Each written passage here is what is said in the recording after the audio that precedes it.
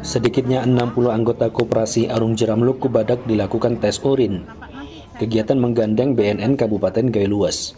Ketua Koperasi Arung Jeram Luku Badak Kalisudin kepada RRI menyampaikan tes urin dilakukan sebagai persyaratan bebas narkoba. Terlebih lagi, bisnis arung jeram melibatkan banyak orang dan kegiatan yang menyenangkan. Maka merupakan kewajiban setiap pemandu dalam kondisi fit atau sehat dan tidak terpengaruh obat-obatan. Ini sebenarnya dari awal menjadi persyaratan bebas narkoba karena bisnis kita adalah menyenangkan orang berwisata.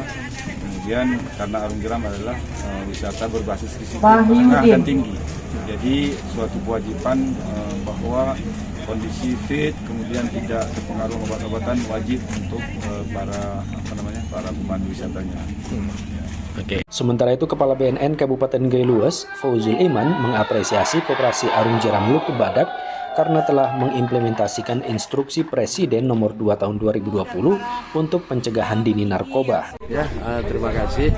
Yang pertama memang kita ucapkan jempol juga kepada Ketua Koperasi yang telah mengimplementasikan instruksi Presiden nomor 2 tahun 2020 ditambah dengan surat dari Sekda Provinsi untuk pencegahan dini, baik itu di instansi pemerintah ataupun swasta.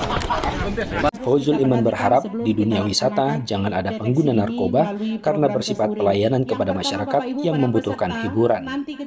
Satiran, RRI Takengon melaporkan.